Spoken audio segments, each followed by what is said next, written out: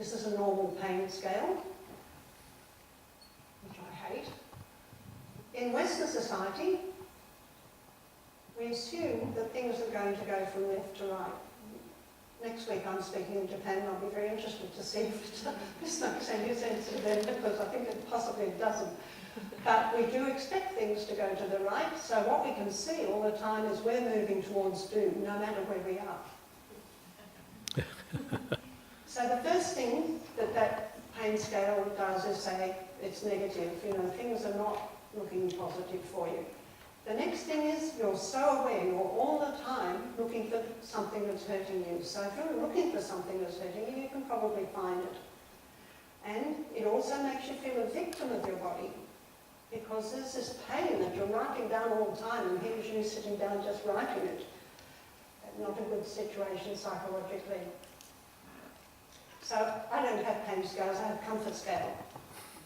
So this is a comfort scale, it's just whipped round the other way, and we're all the time heading towards extremely comfortable.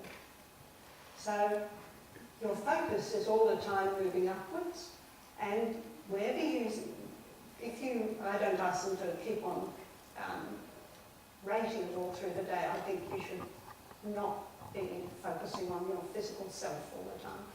But I would ask a person whether it was, if they had a chronic injury, I would say, well, where are you most of the day? And they say, oh, well, I feel really pretty comfortable, so I'm around a 7 most of the day. When I get into class, just before class, I seem to get down somewhere near like a 5. I'm not sure if I'm comfortable or not.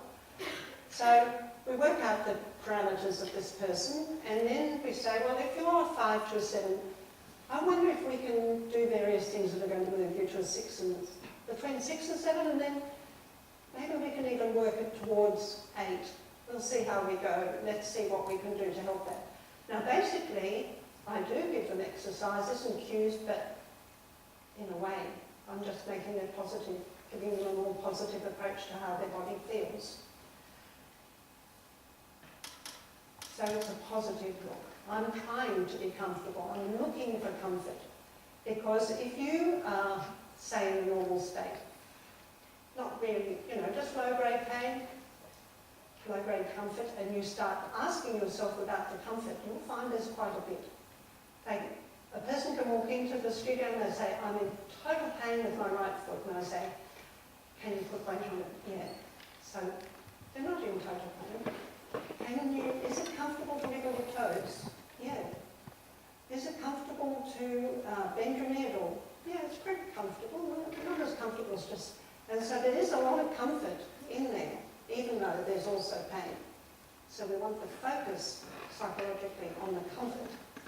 We're not saying you do stupid things. So what happened with Sally, and it's a very typical setup, is we had explicit learning, led to those naive beliefs, and it led to bad things. The implicit learning, on the other hand, created new beliefs, and it created pleasure and reward. So you would think, what's the question? Obviously, you have to learn implicitly. The trouble is that naive beliefs are more robust. Science tells us that, so maybe we should go towards explicit learning. And implicit learning is more robust, so you're stuck with strengths on either side. So how do you overcome this? And this is basically one of my thinking areas. So I'm asking you to all think about it too. Now, this is an approach I have.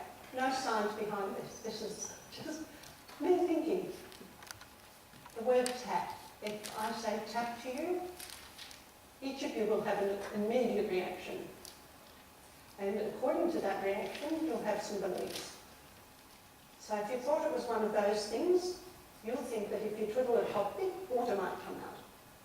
If, on the other hand, you thought about Fred Astaire, you won't expect water to come out when you twiddle his hat. I hope. If you think people are tapping sticks, you will have different impression at all because of the context. If you're tapping a typewriter, different again.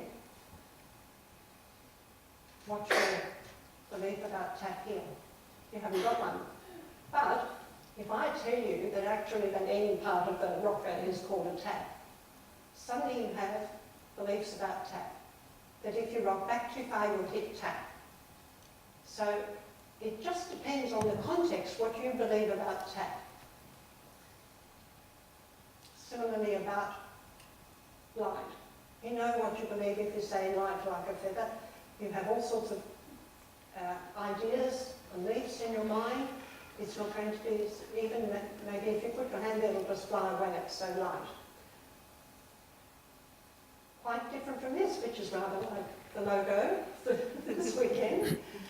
That you would have different ideas, wouldn't you? You'd expect to turn it on with a switch, etc. You wouldn't turn on a feather with a switch. If you have someone asks you for a light, you light the match, you know, you believe that if you hold on that match too long, you'll burn your fingers, but you didn't believe that with the feathers. Light coming through the trees, different again. A light beer, different again. Hold on to a light beer for a while, you won't burn your fingers. Some other harm might come to you, but not burning your fingers. And what about this? You have no beliefs about light with one of those, I presume. I don't know much about boating, but I don't think there's light there. But if I told you that this crossbar is light, you'd say, well, I know about light. It's the end part for someone to sit, but if they sit there and nobody else is in the boat, it'll fall over. So you'd have a belief about it. So this business of explicit beliefs, or they're formed in an explicit context, they're not necessarily wrong. A lot of them are actually true. Like you can say, don't drop your elbows. I don't think that's a good way of achieving a good arm in second in ballet. But it's not actually untrue, is it? It's not a lie. Back straight is not a lie, but of course it needs a context to make it right. So all those things are dangerous. On the other hand, implicit learning is about you, about the sensations in your body and the ideas in your mind. And because they're yours, they're internal, they're implicit, your brain is much better in adapting them according to your needs. They're more pleasant too, in my opinion. So, we have the explicit context. It's external, somebody fed it into you. It's description, demonstration. It's absolute. Don't move your hips. It's imposed. On the other hand, the implicit context is internal and it's imagery and so on. You explore within your body, and your brain of course, to find out how to do it. It's fluid, not rigid, and it's very personal to you. It's the way you, your body, your mind, coordinate to create what you want, not what somebody else wants. So my question, and if there's anybody here who wants to research it, is can implicit teaching actually avoid conflict between beliefs? Because I believe you can teach classical ballet implicitly, and you can certainly teach other forms of dance implicitly. So could that avoid the sort of problems that Sally suffered from? That's it.